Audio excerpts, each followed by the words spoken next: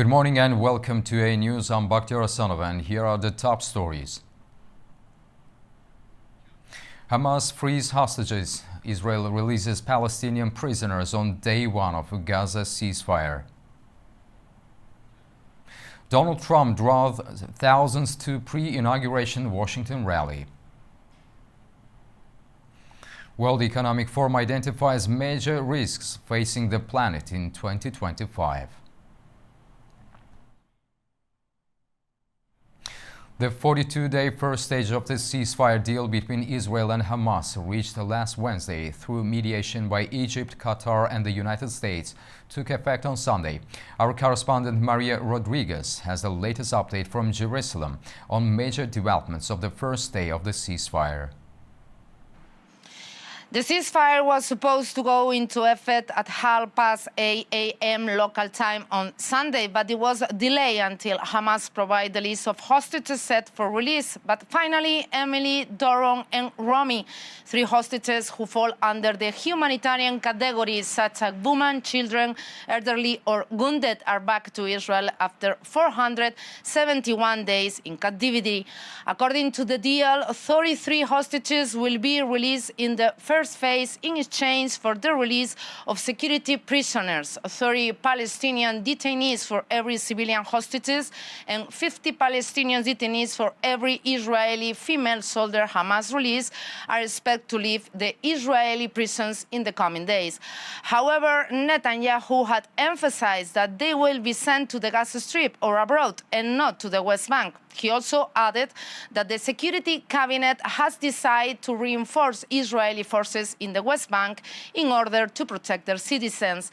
Also, humanitarian aid will be provided for the Gaza Strip, and hundreds of trucks already are inside, and the IDF withdrew from some areas. Since today, after 50 months of war, hundreds of Palestinians are returning back to the northern Gaza, checking if their homes are still in good conditions or in ruins, despite this fact was expected for the second stage of the deal. As a side effect, in this first ceasefire day, the National Security Minister, Itamar Ben-Gvir, and members from his Ofmak Yehudi party submitted resignation letters from the government and coalition, as they had previously promised if the agreement was approved.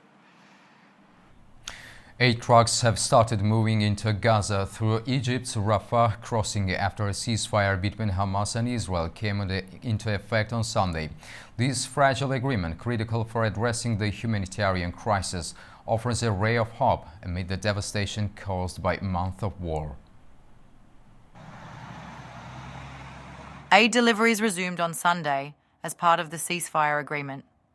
The first trucks from the United Nations World Food Programme entered Gaza through the Kerem Shalom crossing without incident, overcoming challenges like destroyed roads, looting and security breakdowns. The agreement requires 600 truckloads of aid to be allowed into Gaza every day during the initial 6-week ceasefire, including 50 carrying fuel. The agency reported that half of these shipments are designated for northern Gaza, where the risk of famine is critical. During a visit to Khan Yunis, World Food Programme Country Director Antoine Renard expressed cautious optimism. We have now goods coming. We can make sure that 1.1 million people that are on food crisis can get the right assistance, with the fact that now, no looting when we were coming from the crossing. We hope that in the next coming days, weeks, we will have the same security. Our staff will be safe. The population will be safe. They are able to go back to where they belong, and we will be able to serve them and follow them with what needs to be a long-lasting ceasefire. Aid trucks are moving into Gaza through Egypt's Rafah crossing. Egyptian truck drivers involved in the operation expressed their determination to help Gaza's population. One of the drivers, Ahmed Sadiq, described the dire conditions faced by residents. I swear I wish that every moment I could go to those inside Gaza to give them what they need. We wish that every minute that passes we could go to these people. Those people cannot find food, drink, medicine or shelter. All their houses have been hit by strikes. They have nothing left. In Deir al-Balah, Palestinians welcomed the start of the ceasefire with cheers as long lines of trucks carrying fuel and aid queued at border crossings. This critical step has renewed hope for a resolution to the ongoing humanitarian crisis. Rescuers in Huesca province successfully brought down around 80 skiers who were trapped on a chairlift at the Astun ski resort. A ski lift collapsed at the resort in the Spanish region of Aragon, injuring dozens of people. The regional government confirmed that 9 people sustained very serious injuries. Helicopters were deployed to aid in the rescue efforts and transport the injured to nearby hospitals. The cause of the cable failure that led to the accident remains unknown. Authorities continue their investigation into the accident. At least 60 people were killed and many more injured in northern Nigeria when a petrol tanker overturned and exploded in Niger State. The Federal Road Safety Corps reports that the explosion has added to the growing toll of similar incidents in the country. The tanker accident resulted in an explosion after fuel was spilled onto the road. Most of the victims were residents, according to authorities, who rushed to collect the spilled petrol before the explosion occurred. The blast follows a similar incident in Jigawa State last October, where 147 people lost their lives. One day before his return to the White House, President-elect Donald Trump on Sunday made his victory lap at the Make America Great Again victory rally in Washington.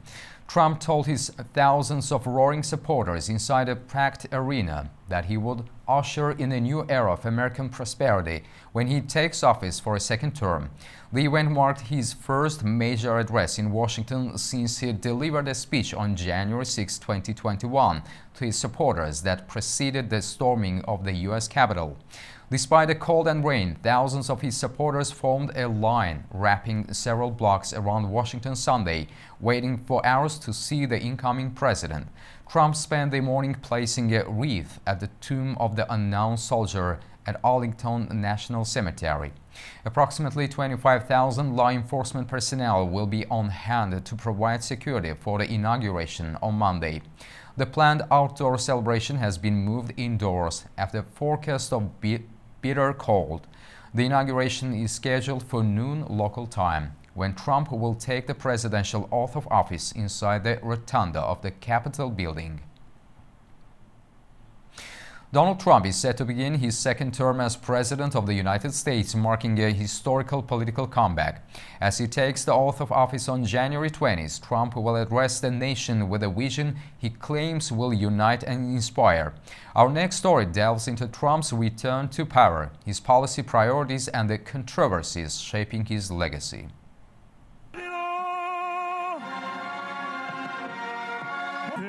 Donald Trump will be sworn in as President of the United States on January 20th, marking the beginning of his second term in office and capping one of the most remarkable political comebacks in American history. The oath of office, likely to be administered by U.S. Supreme Court Chief Justice John Roberts, will take place today on the steps of the U.S. Capitol. Following the swearing-in, Trump will deliver an inaugural address that he has described in interviews as intended to be uplifting and unifying. This tone contrasts with his first inaugural speech in 2017, which painted a stark picture of a broken nation he called American carnage. From this day forward, it's going to be only America first. America first. The outgoing president, Democrat Joe Biden, has confirmed that he plans to attend the ceremony to witness the peaceful transfer of power, a gesture of bipartisanship that Trump did not extend to Biden 4 years earlier. Thousands of spectators without tickets are expected to gather on the National Mall to watch the ceremony on large video screens. Notably, Trump has invited several foreign leaders to attend the inauguration, breaking with the historical precedent of having only diplomats present due to security concerns. During his first term in 2017 to 2021, Trump faced unprecedented legal and political challenges.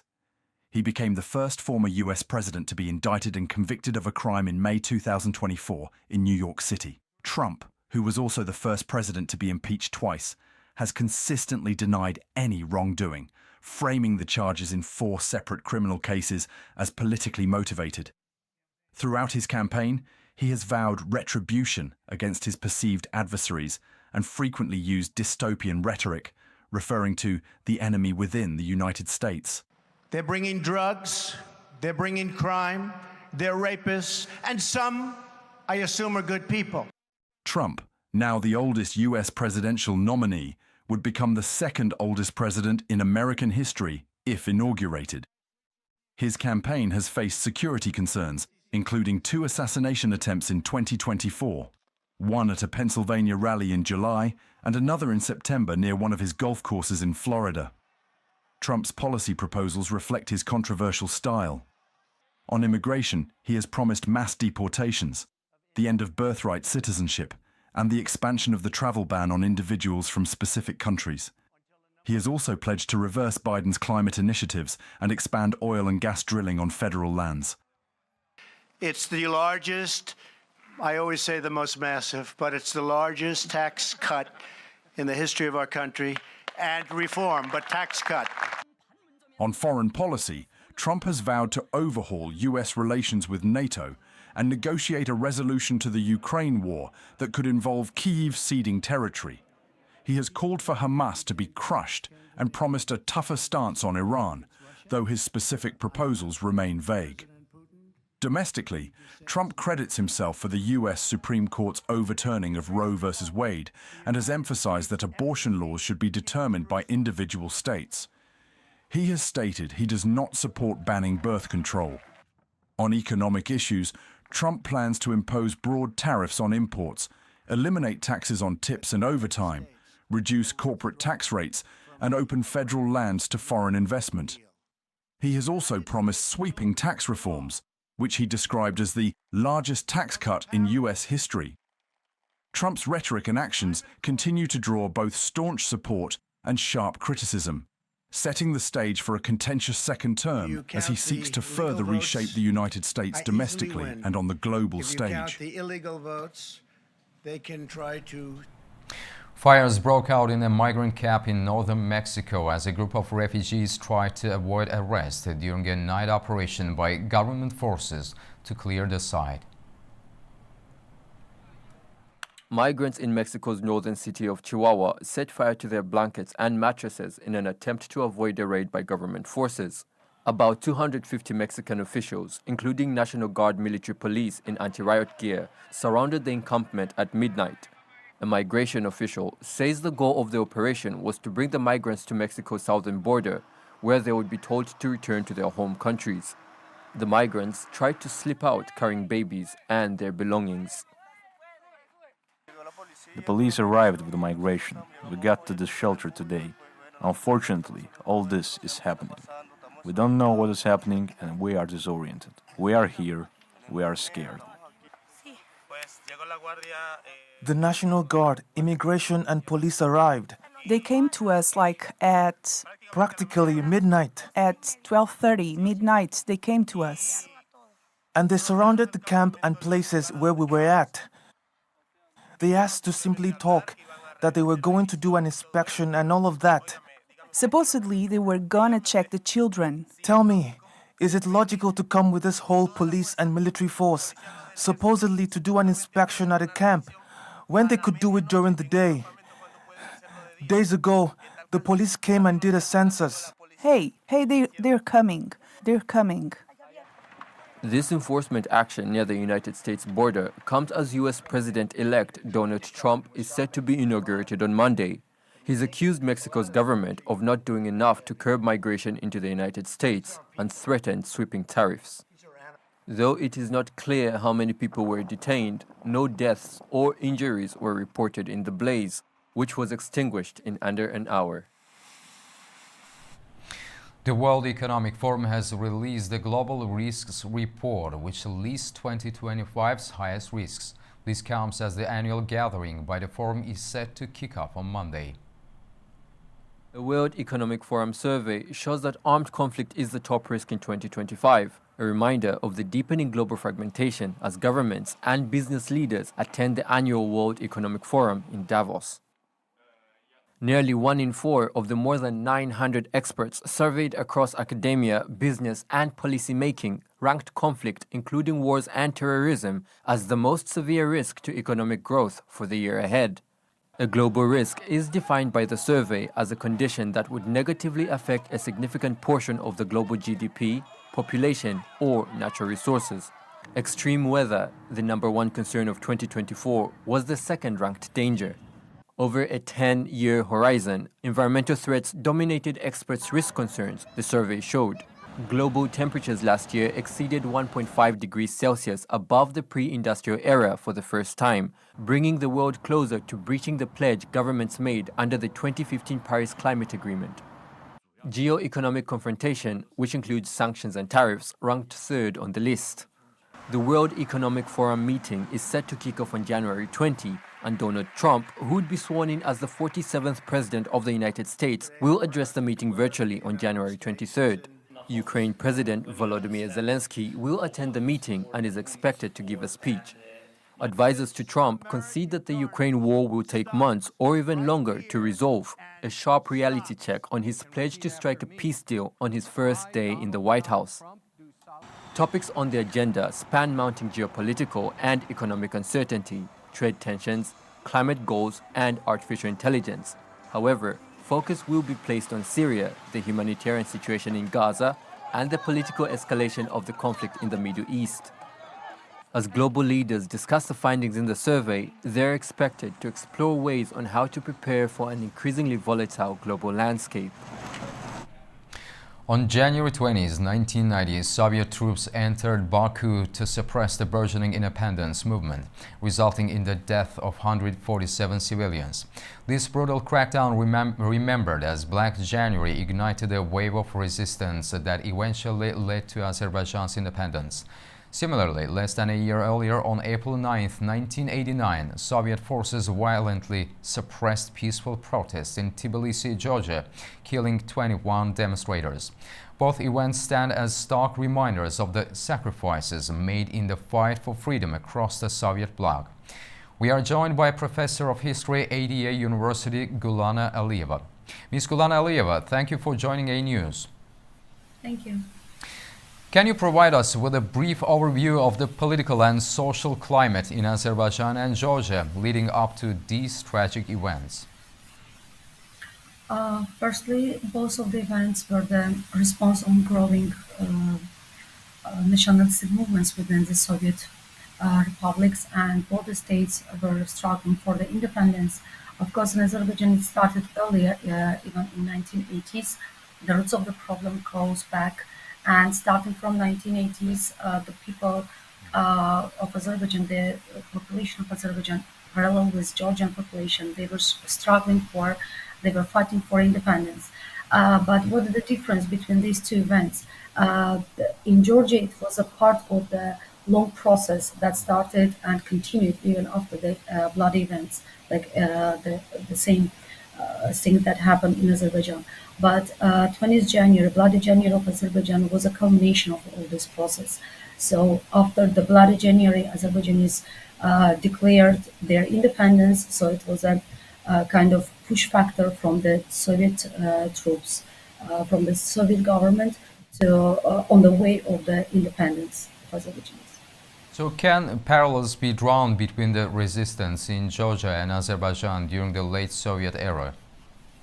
Parallels, both of them were the fight against Soviet ruling, both of them were the struggle for independence and for sovereignty. But of course, there are some differences between them because in Georgia it was directly response to against the Soviets. But as I mentioned before, so it was one of the part of the long process that started and continued in 1990s. But in Azerbaijan, it had immediate effect and ended with the declaration of independence in October 1991. So, Ms. Gulnara, how did the Soviet government justify its actions in both Baku and Tbilisi at the time? Uh, the response from the Moscow didn't come, of course, despite of the fact that the population of Azerbaijan, the government of Azerbaijan and Georgia, they applied for the support to Moscow. They didn't get any positive response. Can we say that was it inevitable? No, because on that period they could solve this problem in with a different way. However, they choose this cruel way of the suppress of the massacre in the form of the massacres, and like the events was entirely inevitable, but the collapse of the Soviet control and the rise of the national sentiment made it more likely. And the consequences of this event still shape Azerbaijan today in the terms of the national identity and, of course, foreign relations. So in your opinion, how did these events influence the dissolution of the Soviet Union as a whole?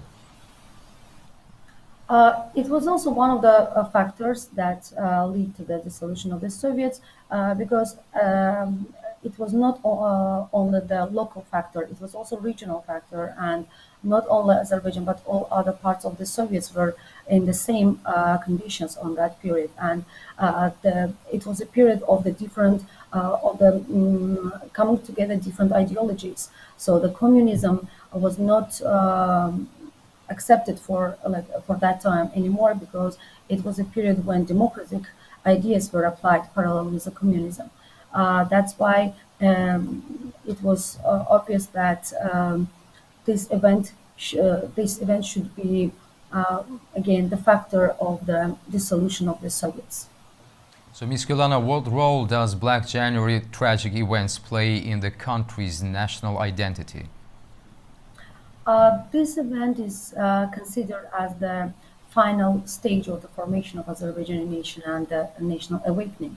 Why? Because people started to think about their identity, about their values, about national and traditional things that unite all Azerbaijanis together. And it was one of the factors that lead to the unification of Azerbaijan nation against one idea, the idea of the independence, the idea of sovereignty, and these events that started from 1980s that also caused Armenian-Azerbaijani clashes, the conflict after these events that flows to the Karabakh conflict. They again they played a big role in the unification of Azerbaijan nation as one state, one nation. Ms. Gulana, thank you very much for speaking to A News. We appreciate your time. Thank you so much. That was Professor of History, ADA University, Gulana Aliyeva, sharing her invaluable insights on the struggles for independence in Azerbaijan, Georgia, and across the former Soviet bloc. BP Azerbaijan has restarted production at Shah Deniz Alpha facility after resolving technical issues that previously halted operations. The shutdown had significant ripple effects, cutting off supplies of Azerbaijani gas to Bulgaria and Serbia. BP Azerbaijan has resumed production at the Shah Deniz Alpha facility after resolving technical issues that had halted operations earlier this month. In an exclusive statement to A News, BP's area production manager for Shah Deniz, James Dunbar, confirmed the restart and emphasized that all technical challenges have been addressed. BP, as the operator of the Shah Deniz gas condensate field, are pleased to report that we have been able to restart production from our Shah Deniz Alpha facility. The technical issue that was observed with the gas condensate export pipeline has now been fully and safely resolved.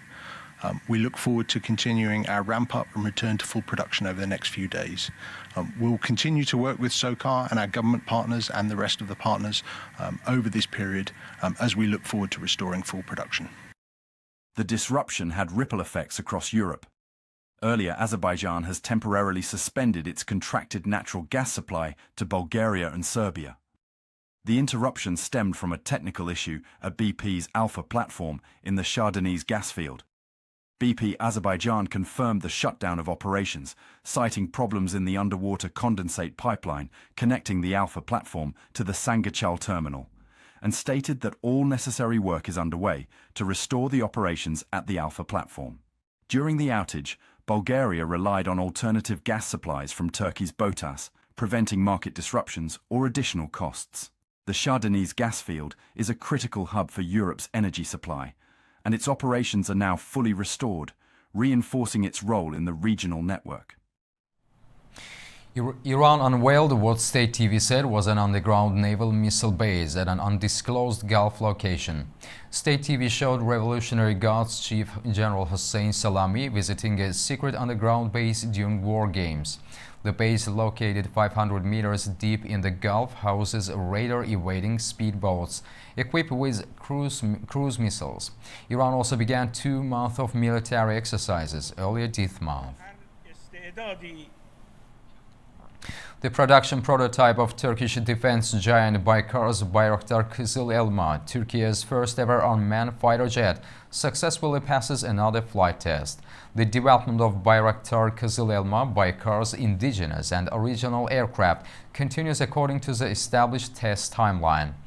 Baykar continues to rapidly develop the Bayraktar Kızıl Elma, Turkey's first unmanned fighter jet.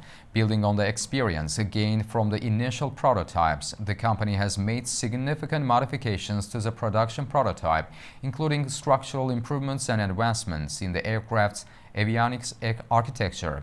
In this context, the Bayraktar Kızıl Elma has flown with a successfully integrated afterburner engine alternative. With its new, more powerful engine, the aircraft is set to approach the speed of sound, enabling superior maneuverability at higher speeds, thanks to aerodynamic improvements. Equipped with an ISA radar, which provides high situational awareness, the Bayraktar Kızıl Elma will be capable of accomplishing even the most challenging missions. That's all for now, but don't go anywhere. Stay tuned to A News for more exclusive updates. We'll be back soon.